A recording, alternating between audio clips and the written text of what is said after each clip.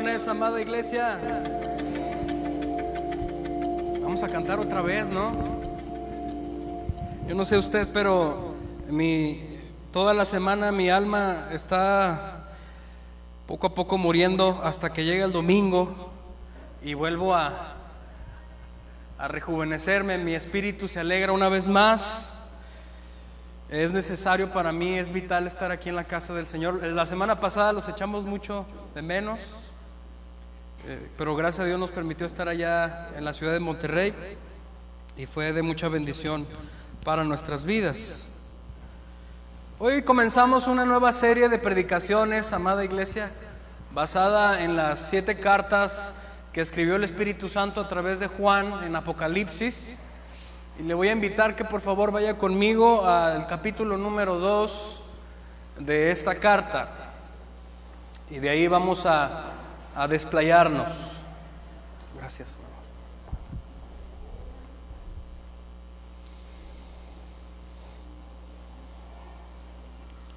Apocalipsis capítulo 2.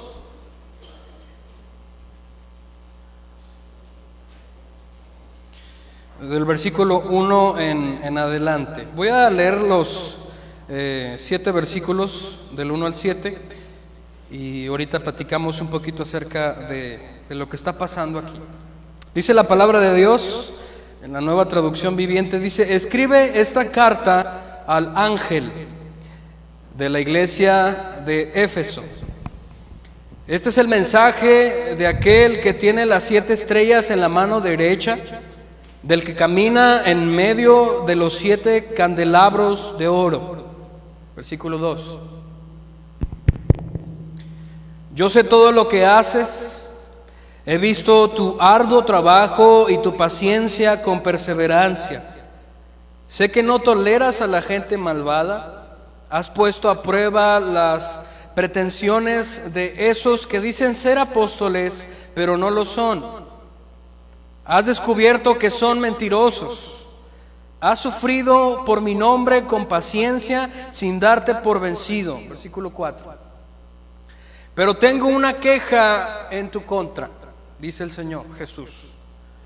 No me amas a mí, ni se aman entre ustedes como al principio. La 960 dice: has dejado tu primer amor. Versículo 5. Mira hasta dónde has caído.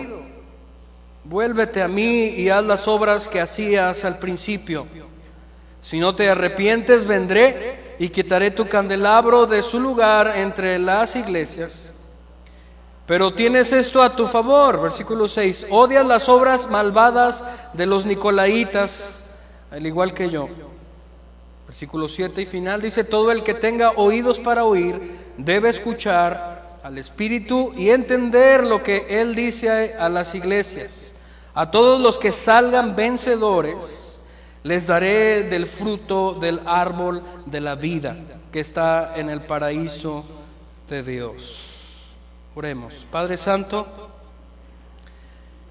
Señor, delante de ti está tu siervo y tu iglesia. Ruego, Señor, para que tu Espíritu Santo tome control de mi boca y de mis pensamientos.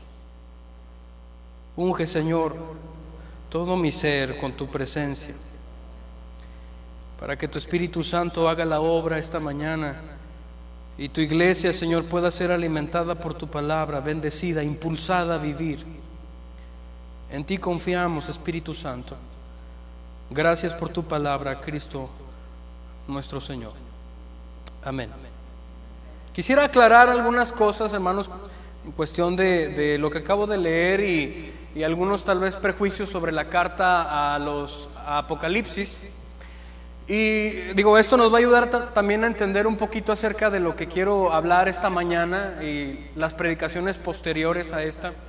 Y lo que tenemos que entender, hermanos, primero es que la carta a Apocalipsis está escrita cerca de 40 a 45 años después de que Cristo Jesús resucitó de los muertos. Y hablando un poquito de fechas, en el año 30 aproximadamente es cuando Cristo Jesús muere y resucita. En el año 70 después de Cristo Es una fecha bastante importante para los académicos y para los judíos, históricamente hablando.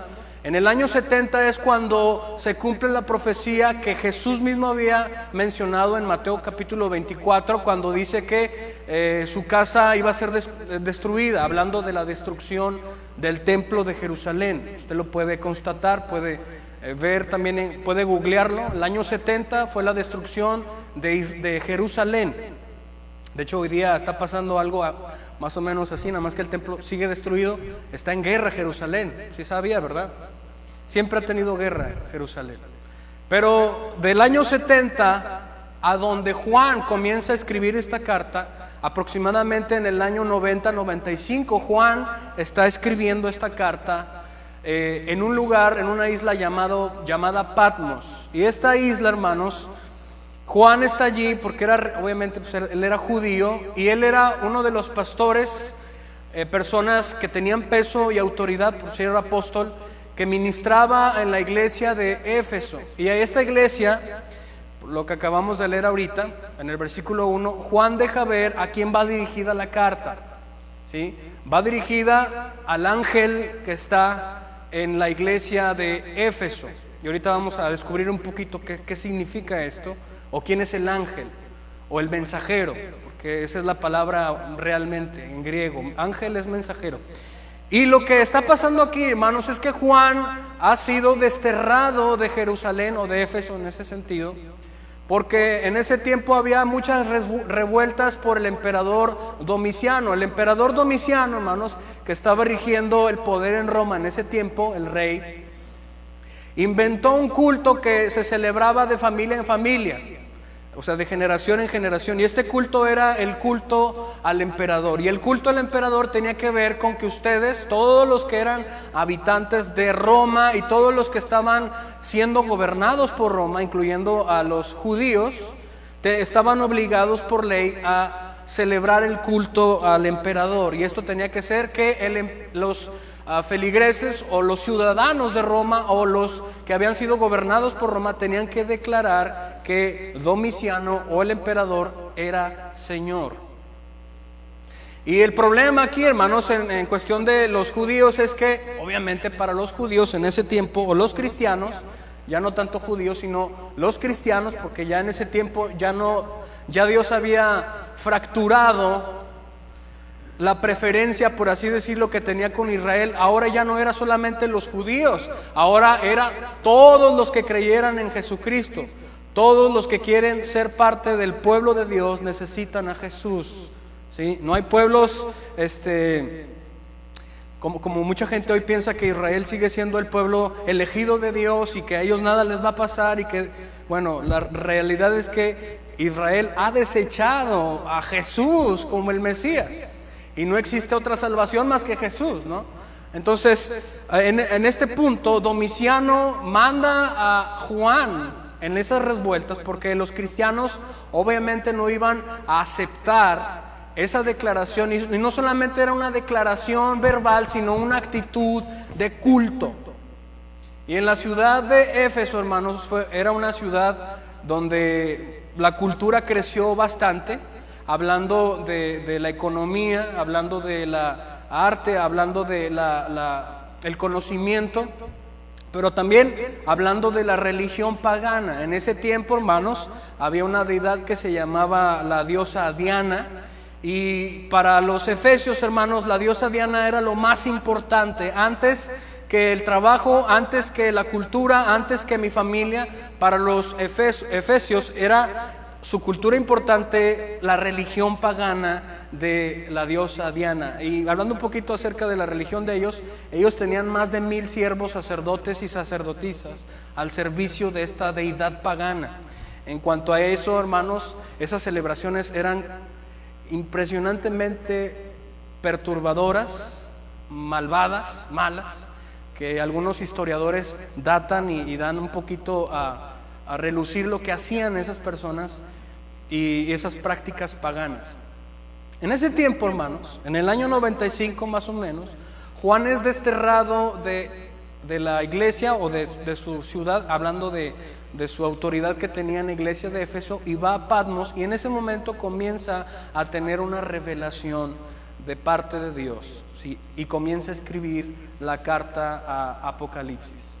La segunda aclaración, hermanos, ténganme un poquito de paciencia, es en cuanto a la interpretación que comúnmente las personas tienen de esta carta. Cuando hablamos o cuando las personas hablan de la carta a Apocalipsis, mucha gente comúnmente tiene cierta reserva o cuidado porque es un libro profético, es un libro que hay un dragón con 7 cabezas y sale un dragón y mata a un niño que está dentro de la matriz de su mamá, y de repente hay una imagen que habla y la marca de la bestia, el 666, y tendemos a asustarnos, y la gente que muchas veces no entiende la cultura judía, recordemos que la Biblia fue escrita en una cultura no mexicana, ¿no? Nosotros tratamos de ver las cosas como mexicanos, pero no funciona así. El mensaje nunca cambia y el mensaje se aplica también a nuestra vida, porque la palabra de Dios no importa el tiempo donde se hable ni se aplique, porque es eterna. Pero en este contexto, hermanos, hay que entender que la carta a Apocalipsis es una carta bastante simbólica, no literal, ¿sí? Y aquí hay mucho debate en cuanto a esto. No voy a entrar en el debate, solamente en algún momento cuando estemos en la escuela bíblica vamos a mencionar esto. Hay muchas corrientes de interpretación en cuanto a Apocalipsis, al libro profético. Unos dicen que todas las cosas que mencionan allí son literal, y en el futuro va a aparecer un dragón literal, y muchas cosas van a pasar literales.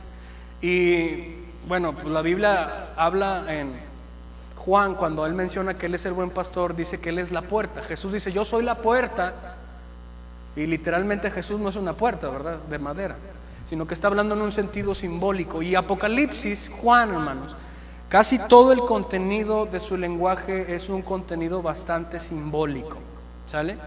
Y lo podemos ver desde el versículo 1, cuando lo acabo de leer.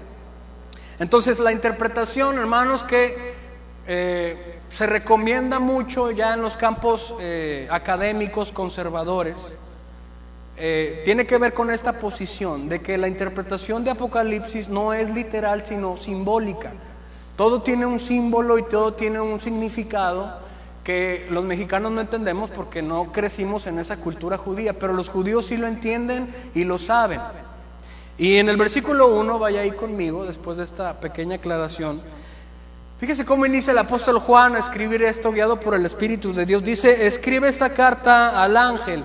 La indicación es del Señor Jesús hacia Juan, y él expresa esto: escribe, Juan, esta carta al ángel de la iglesia de Éfeso. ¿Quién es el ángel de Éfeso? En el capítulo 1 de Apocalipsis, usted puede leer en los primeros versículos a mediación las características que Dios menciona de sí mismo. Él dice que Él tiene las 7 estrellas en su mano derecha, que Él tiene la espada de doble filo y muchas cosas que Él habla. Y en esta primera carta se deja ver a Cristo Jesús como el que tiene 7 estrellas en la mano derecha y el que camina en medio de 7 candelabros de oro. 7 símbolos. Al inicio, hermanos, el ángel al cual el Señor Jesús está hablándole, ángel en griego, la palabra original de donde está sacando esta traducción, tiene la referencia o significa un mensajero. En cada iglesia, hermanos, hasta hoy día siguen existiendo ángeles que se paran a dar un mensaje todos los domingos.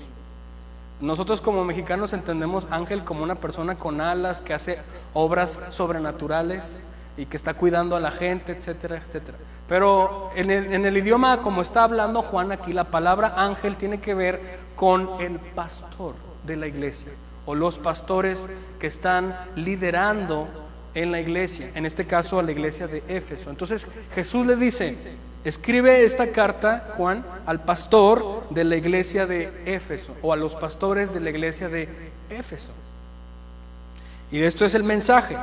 Dice: este es el mensaje de aquel, Juan empieza a escribir lo que el Señor le dice: este es el mensaje de aquel que tiene las 7 estrellas en la mano derecha.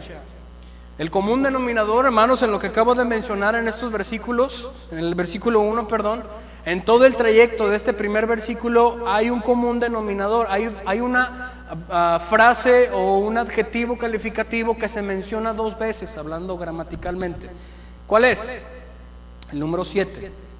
¿Sí? Usted puede ver allí, esto es el mensaje que está diciendo el Señor Jesús. Yo, Juan, le escribo al pastor de Éfeso y dice: al que tiene las 7 estrellas en la mano derecha y el que camina en medio de los 7, otra vez, candelabros de oro. ¿Qué quiere decir toda esta simbología? En cuestión de símbolos, hermanos, en el conocimiento cultural de los judíos, de los hebreos, el número 7 habla de la totalidad. Significa, es un símbolo que habla de la totalidad, todos, ya sea toda la iglesia o todas las iglesias. Y aquí quiero hacer otra aclaración, otro paréntesis.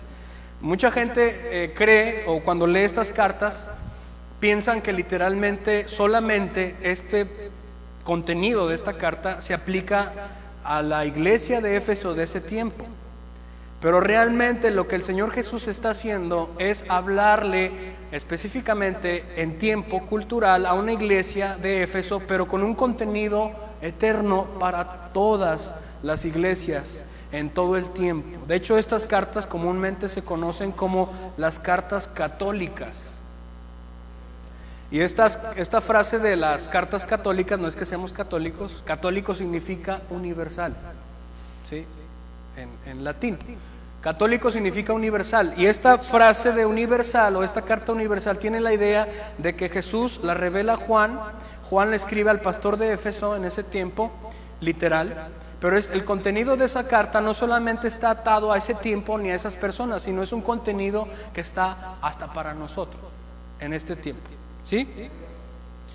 ¿Sí, hermanos? Espero no estar divagando demasiado y que vayan conmigo. Esto es necesario. Una hermana una vez me dijo: no, explíquemelo con 2 frases. Hay cosas que no se pueden explicar con 2 frases. Y este es el momento, ¿sí? Así que discúlpenme un poquito los tecnicismos o esta parte que utilizo así. ¿Qué significa lo que Juan está hablando? Lo que el Señor Jesús le dice, hablando de la característica de su propia revelación de Jesús.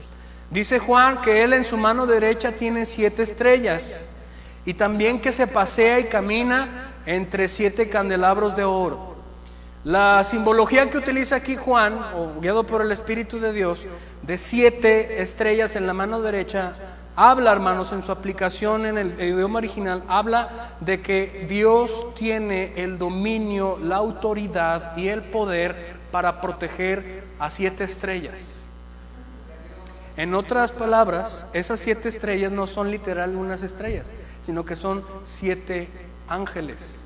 Y lo que les mencioné ahorita es que un ángel es un mensajero, y el mensajero es el pastor de la iglesia. En otras palabras, el Señor está diciendo: yo tengo en mi mano derecha a los pastores de las iglesias que están en Asia, que Juan les va a escribir, y yo tengo la autoridad y el poder para protegerlos, y nadie los quita de mi mano.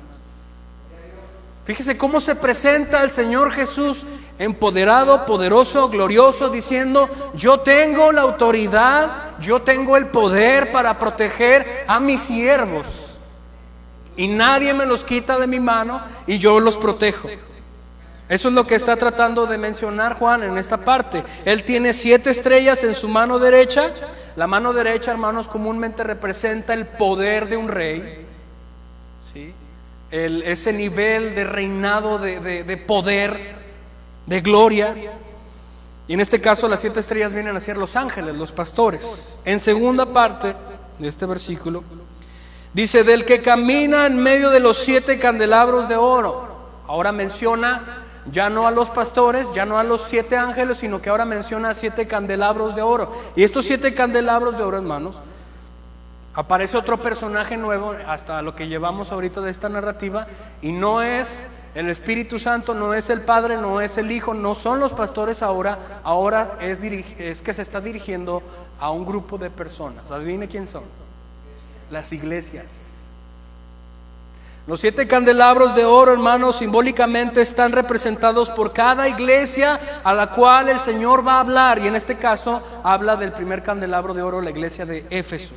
Los 7 candelabros de oro vienen a ser las 7 iglesias que va a hablar Juan de aquí en adelante en los próximos capítulos, que Dios tiene un mensaje para ellos. Hasta ahorita ya entendimos un poquito, ¿verdad? Los pastores, las iglesias. Y ahí va el mensaje, hermano. Emociónese conmigo. Versículo 2. Comienza a hablar el Señor Jesús, hasta me pongo nervioso. Dice: yo sé todo lo que haces. Me gusta esta traducción. Dice: yo sé todo lo que haces.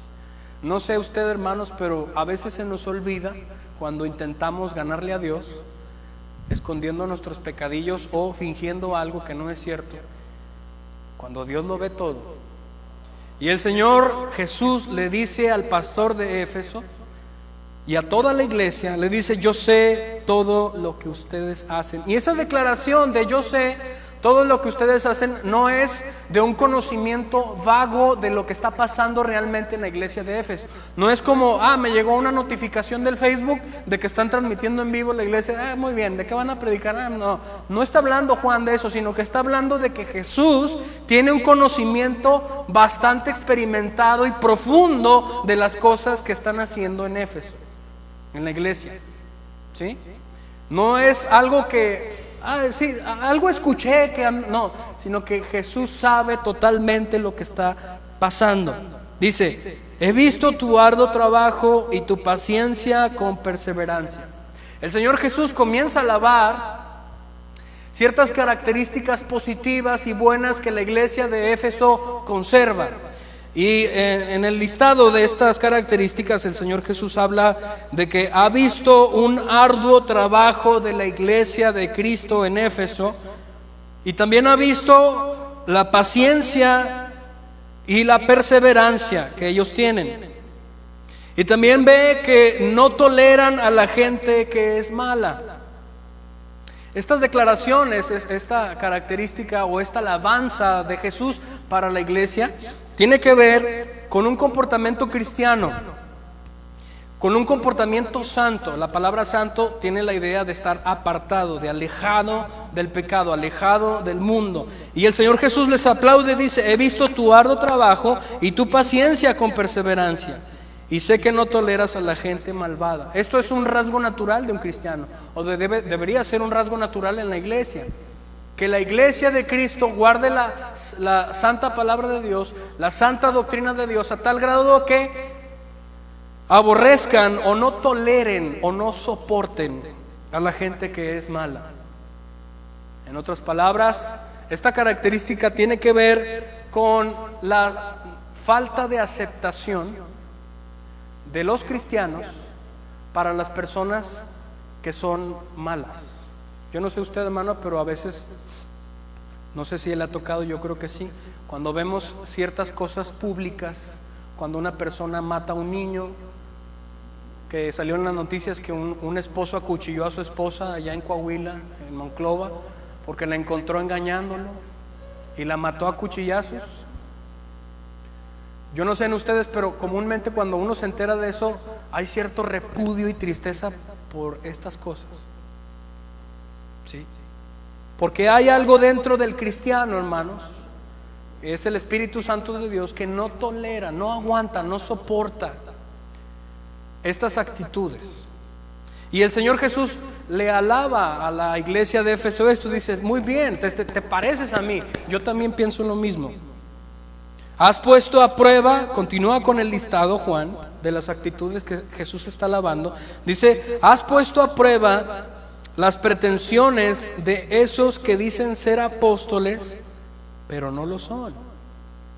Esta iglesia, hermanos, tenía una lupa para tratar de filtrar si es verdad o no era verdad de que eran apóstoles del Señor Jesús. En ese tiempo, hermanos, lo hemos mencionado en algunas ocasiones, Juan, y no solamente él, sino también Judas, en el tiempo del apóstol Pablo y el apóstol Pedro, en el contexto general de las ciudades, y en ese tiempo habían enemigos de la sana doctrina, como lo hay hoy, nada más que hoy se llaman diferentes, pero casi siempre vienen a hacer lo mismo.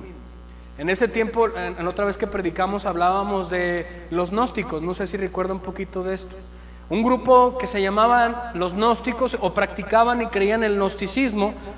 Otro grupo que se llamaban los judaizantes, que eran judíos 3.0, más renovados, más filosos, que se metían a las iglesias para tratar de desacreditar la predicación de Cristo Jesús, para reemplazar otra vez las cosas por la ley de Moisés.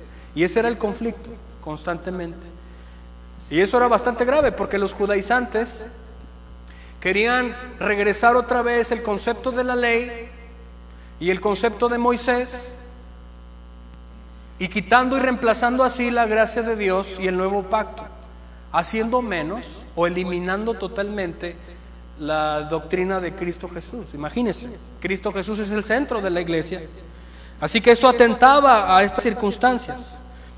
Así que esta iglesia, hermanos, tenía un filtro muy bueno para darse cuenta si eran apóstoles de Jesucristo. En ese tiempo, hermanos, muchos se hacían pasar por apóstoles para tratar de tener esa referencia, esas cartas firmadas. Comúnmente en ese tiempo, hermanos, después de los 12 apóstoles que el Señor levantó, contando a Pablo como el 12avo, ya no existieron más apóstoles, y después de esos apóstoles comenzó la era de los padres de la iglesia, que se conocen como los discípulos de los apóstoles.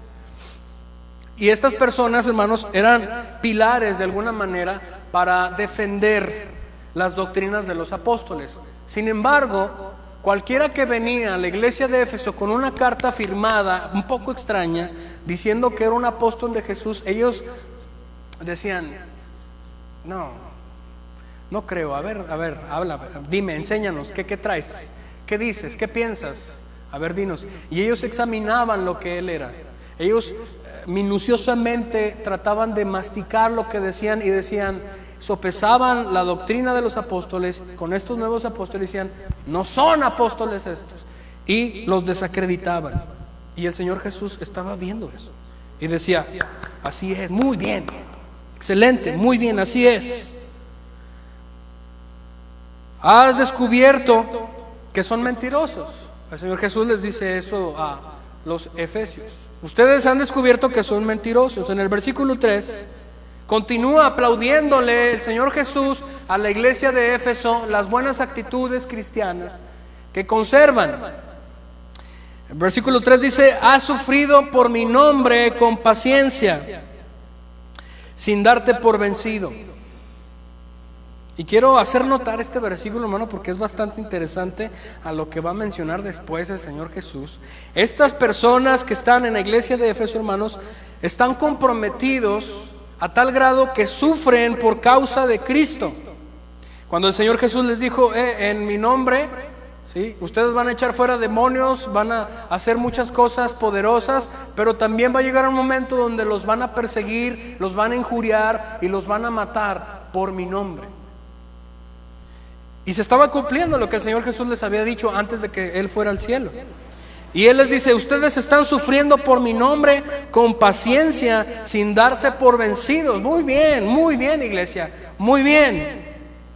Pero todo cambia. Dijo José: todo se derrumbó dentro de mí. En el versículo 4, el tinte de la narrativa cambia, hermanos. Todo iba bien, todo iba miel sobre hojuelas, todo era aplauso, todo era júbilo, muy bien. Pero en el versículo 4 cambian las cosas y inicia con el pero. Cuando en la Biblia usted está leyendo algo así continuo, pero se topa con esta preposición pero, ponga atención, porque el tinte cambia y las circunstancias cambian. Pero tengo una queja en tu contra. Ahora, de aquí en adelante, el Señor Jesús ya no va a aplaudir tanto a la iglesia de Éfeso. Ahora va a mencionar una queja que Él conoce, que Él sabe y que le puede al Señor Jesús. Pero tengo una queja en tu contra, iglesia de Éfeso. No me amas a mí ni se aman entre ustedes como al principio. Y la queja que usted puede tener ahí en el 960, o la traducción es: tengo algo en contra de ti, y es que has dejado tu primer amor. Y aquí empezamos a cuestionar ciertas cosas, hermanos. ¿Cómo es posible que una iglesia sirva al Señor al sufrimiento, hasta el grado de sufrir por Él? ¿Cómo es posible que una iglesia defienda la doctrina, la doctrina de los apóstoles a tal grado de probar a los que dicen ser apóstoles y no lo son? ¿Cómo es posible de que sean arduos trabajadores en la iglesia del Señor y no tengan amor por Él? Usted lo puede ver en lo que acabamos de leer en el versículo 4. Dice: pero tengo una queja en contra de ti. Todo iba muy bien, Efesios. Todo iba muy bien, iglesia. Pero ustedes han dejado su primer amor. Ustedes han dejado de amarme y de mostrar ese amor a los demás. Esto es algo a veces muy común, hermanos, en nuestras vidas o en las vidas de algunos cristianos. Y esto lo podríamos clasificar como vivir la vida cristiana en inercia. Cuando tenemos ya bastantes años de ser cristianos y le perdemos el sabor a la vida cristiana, y cuando es necesario como quiera estar en la iglesia por costumbre, porque mi mamá iba, pues yo voy también, ¿verdad? Pero ya no es algo genuino, ya no es algo que nace genuinamente en nuestro corazón, sino que es algo que hacemos por inercia. Es algo que hacemos por rutina. Es algo que hacemos pues porque a veces ni me he cuestionado por qué lo hago. Así me enseñaron y pues así lo hago. Yo no sé usted si se ha preguntado muchas veces por qué hace las cosas que usted hace. Y usted podría contestarse en algún momento que lo que usted hace muchas veces cotidianamente lo hace por inercia, porque alguien se lo enseñó, porque su mamá o su papá lo enseñó, y a lo mejor a veces ni entiende ni por qué, pero lo sigue haciendo. El Señor Jesús voltea la mirada y seriamente les dice a la iglesia: tengo una queja, tengo algo malo que encuentro en ti y me puede. Y es que ya no me amas igual. Esas palabras, hermanos, realmente calan y preocupan. Espero que nunca me pase, ni que nunca le pase a usted, que en una mañana despierte, para los que están casados, abra los ojos, voltee a ver a su esposa y su esposa con los ojos abiertos mirándolo mientras usted dormía, y abra su boca y le diga: fíjese toda la telenovela que ha creado, ¿verdad? Ya no me amas igual, Freddy. O viceversa, ya no te amo igual. No me ha pasado, hermano. Y no me va a pasar. Es algo triste, es algo bastante fuerte. Y el Señor, hermanos, el Señor Jesús lo sabe muy bien. Él ha pesado la intención del corazón de toda la iglesia en Éfeso y ha encontrado una falta grave. Esa falta es que ya no hay un amor genuino, natural, en la iglesia de Éfeso. El apóstol Pablo menciona eso hablando del amor en 1 Corintios, y inicia la parte mencionada del amor. Corintios capítulo 13 dice: si yo hablase lenguas angelicales, si tuviera todo el conocimiento de la filosofía humana, es más, si tuviera la capacidad de vender todas mis cosas y hasta diera mi propio cuerpo para ser quemado por los demás, pero si yo no amo a Dios, o si yo no tengo el amor de Dios, no sirve de nada. Viene a ser como un silbido, como el aire que se desvanece. No importa cuánta gloria o cuántos aplausos puedas conseguir por tus acciones vistas por los hombres, si tú no amas a Dios, no sirve de nada. No sirve de nada. Todo lo que les acababa de aplaudir el Señor Jesús en los versículos anteriores, hermanos, todo comienza a disiparse como el humo, porque la iglesia no ama a Dios genuinamente.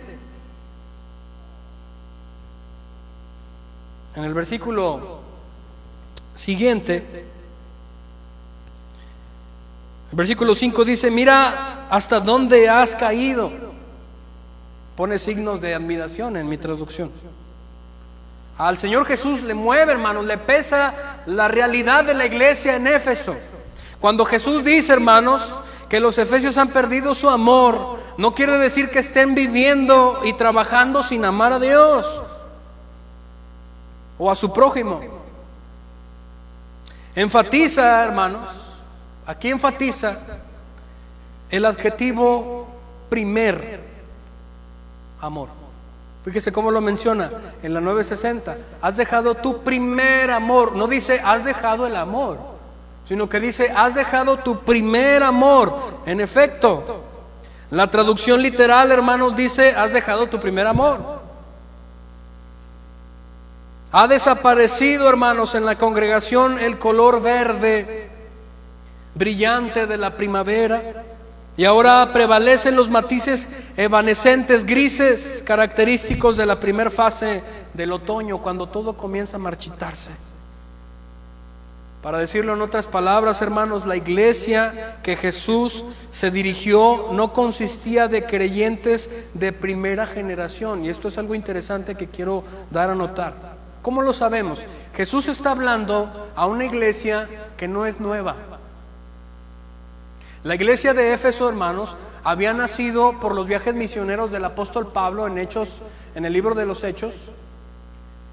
Y en este trayecto el apóstol Pablo comienza a enseñar, comienza a predicar el evangelio. Mucha gente recibe el evangelio en Éfeso y se comienza a hacer una iglesia.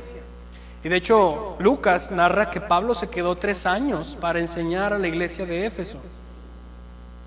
3 años se queda Pablo, y después de 3 años tiene que salir de Éfeso, pero ya deja una iglesia formada de alguna manera. Y después, algunos años después, Pablo, hermanos, envía a un misionero para que tome el pastorado de la iglesia de Éfeso. ¿Sabe cómo se llamaba el misionero? Timoteo, un ayudante del apóstol Pablo. Pablo le dice en sus cartas, en la primera carta de Timoteo, le dice: por eso te dejé en Éfeso, para que establecieras ancianos en cada iglesia. Y Timoteo, hermanos, tomó el lugar del pastorado, estableciendo más pastores, disciplinando a la iglesia. Y fíjese el tratado que tenía Pablo con Timoteo: que nadie te tenga en poco, sé un ejemplo a los creyentes a pesar de tu edad, compórtate, eres pastor, da ejemplo. Y establece ancianos en las iglesias. ¿Qué paquete? ¿Y sabe qué? La iglesia de Éfeso en ese tiempo comenzó a fructificar en esa generación. Empezó a dar fruto, empezó a dar evidencias de que amaban a Dios genuinamente, naturalmente. Años después, hermanos, el apóstol Pablo es asesinado en Roma, decapitado. Los apóstoles comienzan a morir, algunos por espada, algunos son aserrados, algunos son muertos en ollas de aceite hirviendo, y otro fue enviado a exilio. De hecho, Juan fue el único apóstol que no murió de una cosa así, por espada. Él murió por edad. Y después, hermanos, había un viejito, un anciano, que estuvo en el trayecto de estas generaciones en la iglesia de Éfeso. Ese anciano era Juan. Y en el año 90-95 es donde Domiciano saca a Juan de Éfeso y lo manda a una isla llamada Patmos. Para ese tiempo, la iglesia de Éfeso ya había sufrido varios cambios de generaciones. La primera generación que había de alguna manera reunido el apóstol Pablo y discipulado Timoteo ya habían muerto para este entonces. Y se había levantado otra generación de iglesia de Éfeso. ¿Sí? Los hijos de los hijos de los hijos, que ya no sabía amar a Dios, Qué triste. Esto es algo que no es nuevo de alguna manera, hermanos. En el libro de Jueces, capítulo 2, versículo 6 en adelante, hay una historia bastante triste, bastante triste. Todo iba bien, hermanos, antes de llegar a los jueces. Cuando llegan a los jueces es porque Dios levanta personas para ordenar al pueblo, porque estaban en desorden. Pero cuando inicia el capítulo 2 de Jueces, el narrador, hermanos, cuenta que Josué había muerto a la edad de 110 años. Si usted recuerda la historia de Moisés y Josué, Moisés le da el cargo a Josué, Moisés muere, Josué lleva la tierra prometida a Israel a través de muchas peleas, conquistan Canaán, obviamente siempre dejan a cananitos allí, de ahí viene la destrucción. Cuando muere Josué, 110 años de edad tenía cuando muere. Dice el narrador en el capítulo de versículo 6 adelante, dice que después de que murió toda la camada, toda la generación de Josué, Caleb, todas esas personas que fueron testigos de la tierra prometida cuando envió espías, Moisés, ¿recuerdan esa parte? Habían muerto ya. Y el narrador dice lo siguiente: entonces se levantó una generación que no conocía al Señor. Qué triste. No sabía ni quién era Jehová. No sabía amar al Señor. No sabían la historia pasada de que Dios había sacado con brazo fuerte a Israel de Egipto. Ellos no lo sabían. Y todo esto, hermanos, años después se desempeña hasta llegar hasta el libro de Nehemías. Estoy haciendo un furtivo resumen de todo esto. Llega el periodo cuando Nehemías está en cautiverio y en servicio al rey. Usted conoce la historia en el capítulo 1 de Nehemías. Es copero del rey, va y le ofrece su trabajo, y el rey lo ve triste, le dice: ¿qué tienes? Y para eso era bastante arriesgado, porque si estás enfermo, si estás preocupado y estás delante del rey, el rey te podía matar. A ver, mátenme, me está echando a perder el escenario aquí. Pero halló gracia delante de Dios y dijo: ¿qué tienes? Oh, Señor, ¿cómo voy a estar si mi tierra, mi casa está destruida y las puertas de mi ciudad están quemadas? Entonces, ¿qué pides? ¿Qué quieres? Bueno, si hallo gracia delante del rey que por siempre vive, dame oportunidad de ir a mi casa. ¿Cuánto tiempo te vas a ir? O sea, de que si vas a ir, pues. Y eso era un milagro, porque eso no pasaba. Un rey hacer eso, y más un rey pagano, no lo iba a hacer. Y luego Nehemías le pide cartas para que los gobernadores no solamente le den paso, porque había guerras, sino que le dieran la manera de tablas, maderas, todo lo que necesitaba, todo el material para volver a reconstruir la tierra de Jerusalén. Y así fue hecho. Y en el capítulo 8 de Nehemías, hermanos, capítulo 8 y capítulo 9, cuando yo lo estaba releyendo otra vez, brotaban mucho mis lágrimas al saber esto, al recordarlo. Cuando ya terminan de reconstruir una vez más Jerusalén, las puertas, los muros de Jerusalén, Nehemías se echa a un lado y le da el lugar a Esdras, que era un sacerdote, para que enseñara la ley de Dios, porque el pueblo no conocía a Dios. Fíjense hasta dónde vino a llegar la maldición y el problema desde los jueces. No conocía a Dios. Y cuando Esdras, hermanos, toma el lugar, dice que estuvo en la plaza por 6 horas leyendo la ley de Moisés a voz fuerte, y todo el pueblo escuchaba. Dice que no paraban de llorar. Todos estaban escuchando cómo el Señor sacó al pueblo de Egipto, abrió el mar, les dio de comer en el desierto, y todos llorando.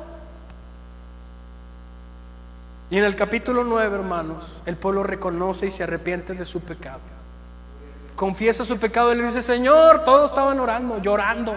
Todo el pueblo reunido ahí llorando, confesando su pecado. Hasta firmaron un acta escrita con todos los nombres. Dijo el pueblo: de aquí en adelante nosotros vamos a hacer pacto con el Señor, a amarlo, a seguirlo, a hacer lo que nuestros padres no hicieron. Y pidieron perdón por sus papás, por las generaciones pasadas. Fue un momento maravilloso. Lea el libro de Nehemías, hermano. Está muy bonito. Lo que está pasando en la iglesia de Éfeso no es algo nuevo, hermanos. La iglesia de Éfeso a esta fecha Juan está escribiendo a una iglesia de una generación nueva que hacen las cosas por inercia, porque así me enseñó mi papá, pero no lo vive de corazón.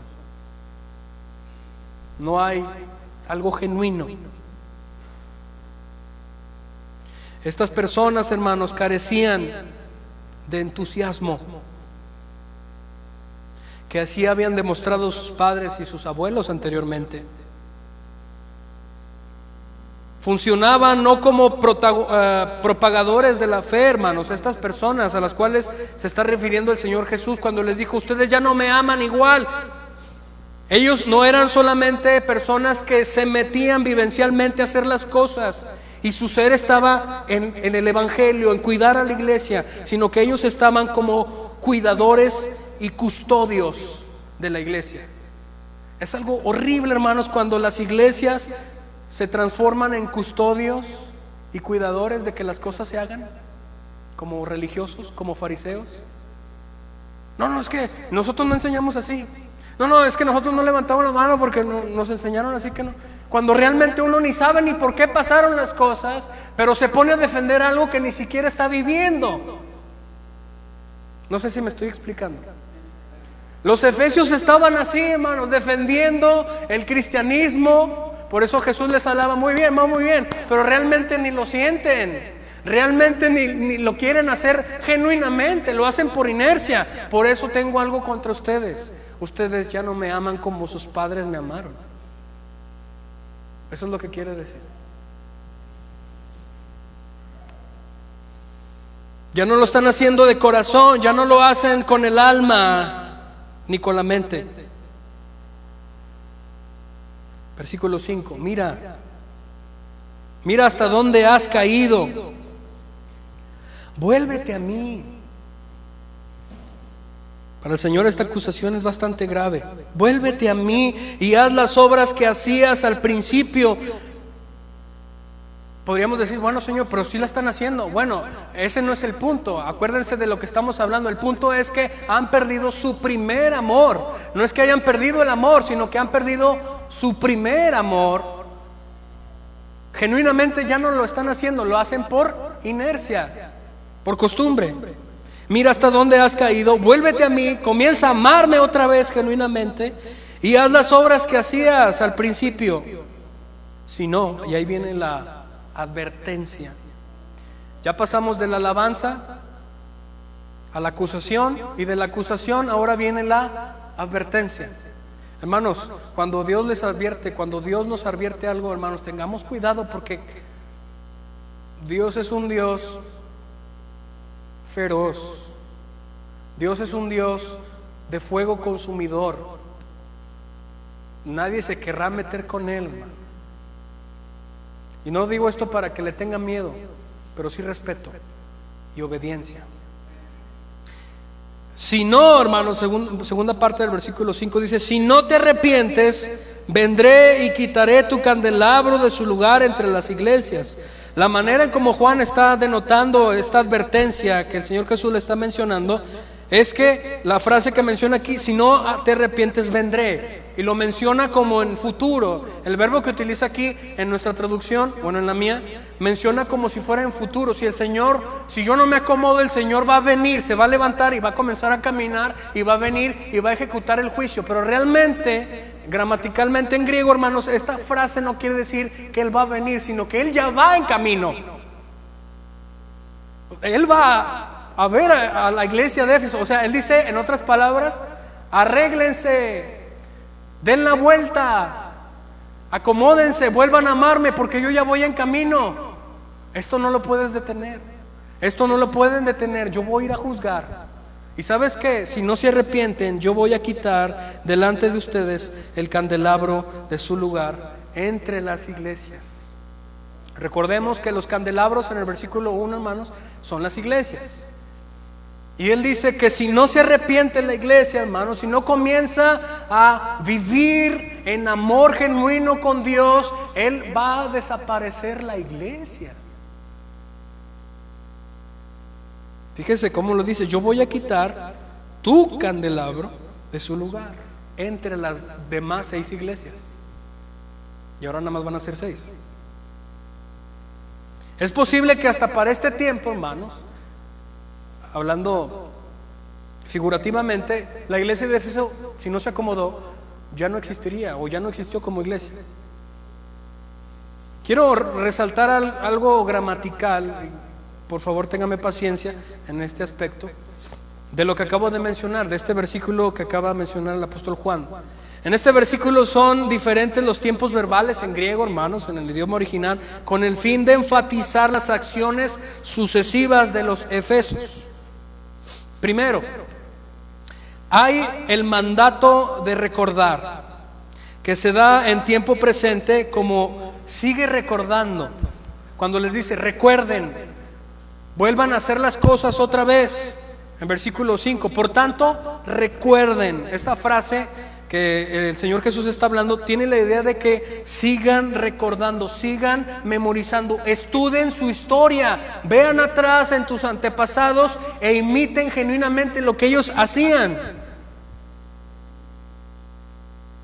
El verbo que utiliza ahí después de has caído, más adelante ahí en el versículo 5, está en tiempo perfecto e indica que ha transcurrido un tiempo considerable desde que comenzó el deterioro de la iglesia en Éfeso. Así que no es de la noche a la mañana, no es que pasó ayer esta situación, sino que ha habido un proceso, hermanos, donde la iglesia de Éfeso se ha descuidado y dejó su primer amor. Se deterioró el amor por Cristo. Luego, hermanos, el mandato de arrepentirse está en tiempo aoristo, lo cual significa una sola acción que debe durar una vez y para siempre. Cuando le dice arrepiéntanse, esta acción verbalmente el Señor Jesús le está diciendo deben mantener un estatus de arrepentimiento continuo, sin parar, sin regresarse, hasta que yo venga. Este arrepentimiento debe acompañar a su decisión de trabajar con el mismo entusiasmo que sus predecesores, hermanos. Quinto, la amenaza, porque es una amenaza, iré, del verbo ir, aunque se traduce como futuro, lo que les mencionaba ahorita, está de hecho en tiempo presente para indicar acción inmediata. Es algo que está Dios ejecutando a una acción inmediata. Yo ya estoy en camino, yo ya estoy yendo. Sexto, el verbo quitaré, ¿sí? Quitaré tu candelabro, en la segunda parte del versículo 5, está en futuro indicativo, denota que la amenaza no es una posibilidad. El Señor Jesús, cuando dice voy a ir, hermanos, y voy a quitar, Él no está opinando o no está diciendo probabilidades o no está sugiriendo, sino que Él está diciendo algo que va a hacer, que no es una opción, ¿sí? Denota que la amenaza no es una posibilidad, sino una certeza, es una verdad. Yo ya voy en camino. En caso de que la iglesia de Éfeso no se arrepienta, hermanos, y por último, el verbo arrepentirse en la segunda frase se incluye como cláusula de salida. La palabra que utiliza aquí Juan, y la mencionaba ayer el hermano Luis, de arrepentimiento, en griego significa metanoia, y esta idea de metanoia en griego tiene la idea de que usted va caminando en una dirección y gira 180 grados y regresa en pos de Dios. Eso es arrepentimiento. No es pedir disculpas, no es pedir perdón, es retractarse de su dirección y su actitud, cambiar drásticamente su rumbo. Eso es arrepentimiento. El mandato, hermanos, el Señor no solo señala sus deficiencias, haciendo un reencuentro, también le muestra cómo corregirlas al pueblo, a la iglesia. Después de criticar en forma negativa su situación espiritual, manda de manera positiva que la restauren. Aún hay tiempo, se puede restaurar. Deben recordar sin cesar su antigua posición, pasando revista a su propia historia, hermanos. La historia ayuda también para no cometer los errores de la iglesia antepasada, de la historia. Deben reconocer que han empeorado. Se ha evaporado el esplendor de su ardor espiritual a esta nueva generación de Efesios. En realidad su mediocre desempeño los ha hecho perder un lugar prominente en medio de las iglesias. Han caído de una elevada posición anterior y han perdido prestigio moral. Fíjese, solo por dejar de amar genuinamente al Señor Jesús. Cuando denota la segunda parte del versículo 7, cuando dice: voy a quitar tu candelabro, tiene la implicación de que si ustedes no se arrepienten, Jesús hablando a los Éfesos, si ustedes de Efesios no se acomodan y no comienzan a hacer las cosas como sus antepasados, yo voy a enviar de alguna manera un oscurecimiento impresionante en su iglesia. En otras palabras, si Cristo no está en la iglesia, hermanos, si la presencia de Dios no está en la iglesia, ya no hay sentido de estar congregados. Solamente es un club social. Podríamos figurar como iglesia, o pudieron figurar como iglesia en ese tiempo, pero la presencia de Dios ya no está, y así que no sirve de nada, es tiempo perdido. En el versículo 6, hermanos, voy a darme prisa. Continúa el Señor Jesús diciendo: pero tienes esto a tu favor, odias las obras malvadas de los nicolaitas, al igual que yo. ¿Quiénes eran estos fulanos? Hay muchas teorías de quiénes eran los nicolaitas, hermanos. Unos dicen que era un nuevo grupo de judaizantes, otros que era un nuevo grupo de gnósticos, otras personas dicen que venían de seguidores de un tal Nicolás en ese tiempo. Realmente son posiciones y de ninguna, hermanos, estamos seguros realmente de dónde viene. Pero lo que sí sabemos es que estos nicolaitas posiblemente eran los que se presentaban como falsos apóstoles y maestros, de los cuales el Señor Jesús les alaba, porque ellos midieron si eran verdaderos o eran mentirosos. Versículo 7, y termino ya. Todo el que tenga oídos para oír debe escuchar al Espíritu y entender lo que Él dice a las iglesias.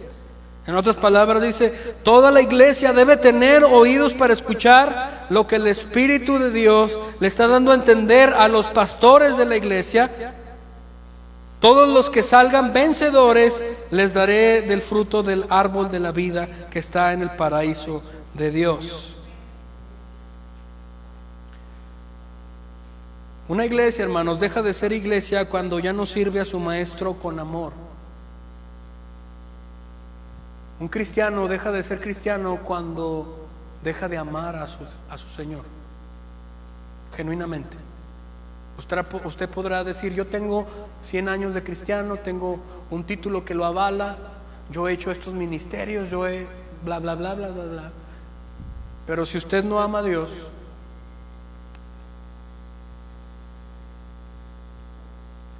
quisiera terminar con lo que acabo de mencionar en el versículo 7. Y con todo lo que hemos mencionado, hermanos, me faltó un poquito de tiempo. Con la realidad como un denominador en la historia.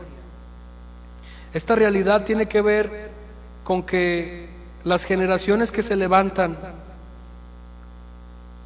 hablando en la historia, muchas veces dejan de amar al Señor. Usted pudiera decir: bueno, yo amo a Dios y genuinamente lo hago. Pregúntese, sus hijos y los hijos de sus hijos también lo van a hacer. Me gustaría que, terminando esto, hermanos, o la aplicación a este mensaje tenga que ver con tomar un compromiso para dejar un legado a nuestras generaciones. Porque uno como padre, yo podría decir que yo amo a Dios y mi vida está puesta en servicio a Él todo el tiempo. Y yo podría decir: bueno, creo que la estoy armando, pero mi hijo lo está viendo, mi hijo lo está entendiendo, mi hijo lo va a hacer cuando yo no esté. O por causa de él y su próxima generación van a ser una iglesia que no ama a Dios genuinamente, sino que son custodios solamente de las cosas de la iglesia, pero que no lo aman realmente, sino que lo hacen por inercia. Déjeme decirle, hermano, ya hay generaciones entre nosotros que no aman a Dios. Ya hay. Ya los hijos crecieron. Ya los niños se convirtieron en jóvenes, ya se nos fue el tiempo. Y algunos han perdido su primer amor. ¿Cuál es el problema? ¿Cuál es el problema? ¿Cuál es la raíz del asunto?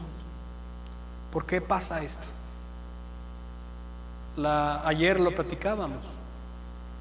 Aquí el detalle, hermanos, es que nosotros como autoridades de nuestros hogares, los varones, y nuestro matrimonio, nuestra esposa también, como nuestros hijos,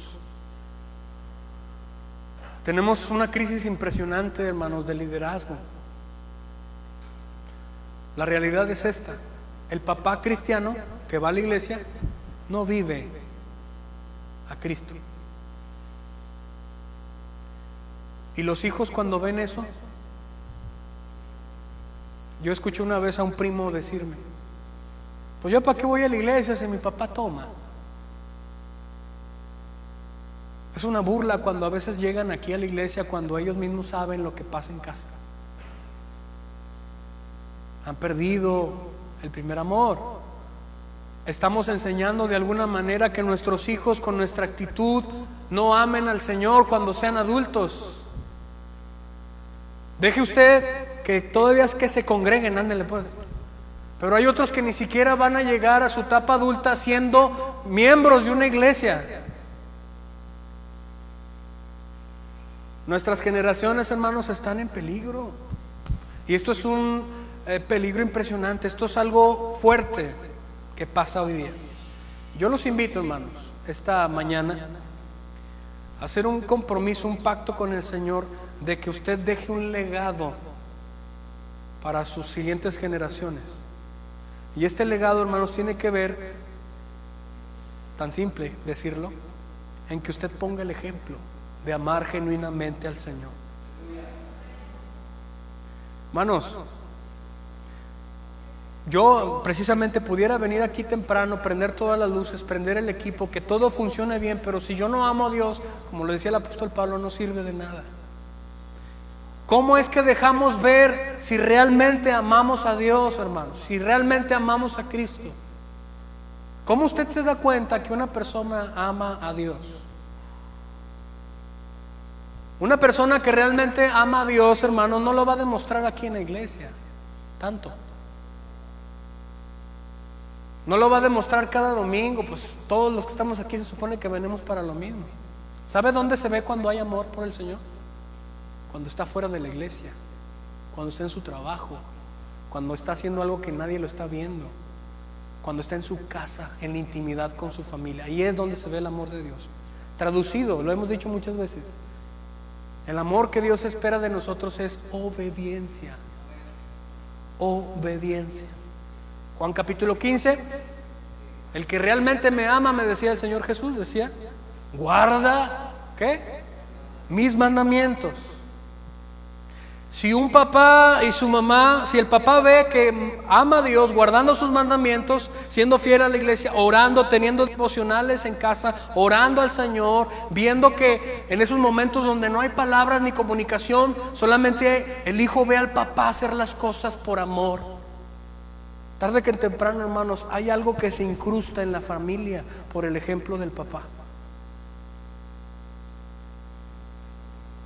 Hermanos, yo puedo contarles mi testimonio.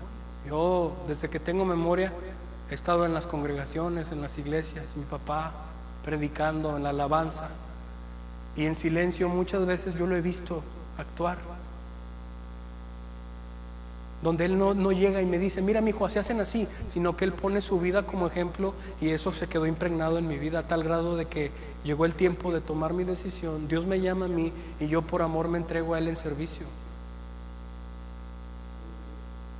Sí, yo quiero. Cuando llegó mi etapa de llamamiento para el ministerio, hermanos, era algo que yo ya había preparado de antemano. El Señor ya lo había convencido en mi vida. A los 18 años me voy porque yo ya lo anhelaba. Yo no me miraba haciendo otra cosa, y de hecho no lo sigo haciendo. Yo me veo aquí hasta el final, ya sea en esta iglesia o donde el Señor me quiera poner. Porque no solamente tuve el testimonio de mi padre por amar al Señor, sino que también sufrimos por el amor que le tenemos a Él. Llegó hasta un momento en su liderazgo como papá que yo, hermanos, de mi propia voluntad anhelaba servirle de tiempo completo. Yo quiero hacerlo. Necesito hacerlo ya. Necesito entregarme en servicio al Señor. Quiero ir a prepararme, quiero que me enseñen, quiero aprender, quiero regresar y vertirme en la iglesia. Tenemos crisis en el liderazgo, hermano. Bueno, es una vergüenza, hermanos, y disculpen lo que digo, que los padres son una mala influencia para nuestros hijos. Hermanos, acuérdese, hermanos, aquella persona que está haciendo una mala influencia para sus hijos, Dios lo va a quitar de en medio.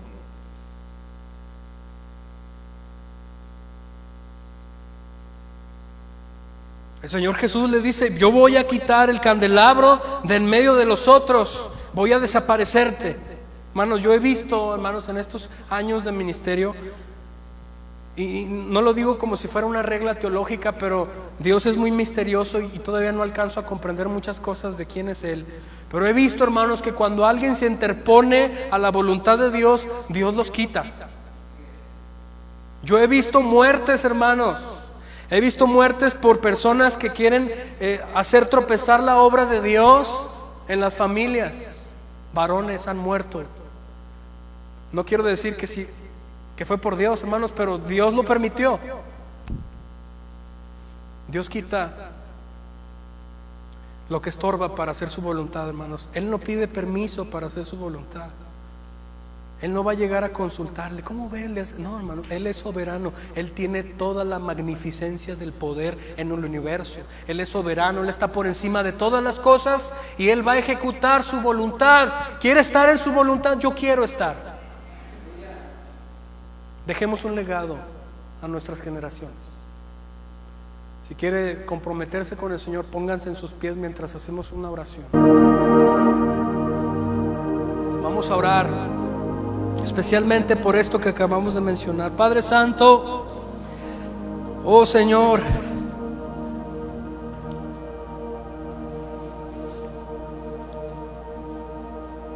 Padre Santo, no muchos te amamos como realmente quisieras tú que te amaran. Te pedimos perdón. Perdónanos. Perdónanos, Señor.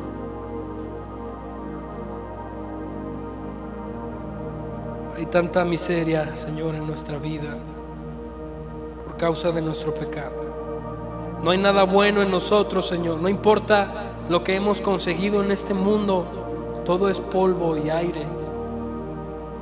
Todo lo que importa, Señor, es lo que hacemos para ti, lo que retumba hasta la eternidad. Enséñanos a amarte. Enséñame a amarte, Señor, más. Santo Espíritu, capacita, Señor, nuestra vida, nuestra mente, nuestra disposición para tomar este compromiso, Señor, esta advertencia que tu palabra nos da hoy en esta mañana, Señor. Arrepintámonos, Señor, porque tú vas a venir. Ya vienes para acá, ya vienes en camino, Señor. Y queremos ser hallados, aprobados. Padre, bendice a los varones. Padre, yo te he pedido mucho por este grupo de varones, Padre. Tú sabes. Tú sabes los conflictos, las luchas que hay, Señor. Sin temor a enfrentar las circunstancias, porque yo sé que tú vas con nosotros. Te pido crecimiento, te pido madurez, te pido compromiso, Señor, que ellos tengan compromiso, que tengamos todos, para tomar las riendas del liderazgo, Señor, y comprometernos a liderar correctamente según tu voluntad nuestras familias, a pastorear nuestras familias, Señor, poniendo el ejemplo de amor a nuestros hijos y a nuestra esposa. Ayúdanos a hacer todo lo que podamos, Señor, según nuestras fuerzas, porque al final ellos van a decidir qué hacer. Nuestros hijos cuando sean grandes van a decidir si aman a ti o no te aman, Señor, pero en sus recuerdos siempre van a estar nuestras acciones como padres. Ayuda a mis hermanos para que cuando sus hijos recuerden en el futuro quiénes fueron sus padres, tengan buenos recuerdos, así como yo los tuve. Gloria a ti, Señor. Gloria a tu nombre, oh Señor. Ayúdanos a amar tu nombre en obediencia todos los días. Todos los días. Espíritu Santo de Dios. Diga conmigo, iglesia, en este día yo me comprometo a vivir amando en obediencia a Cristo. En el nombre de Cristo Jesús, que así sea.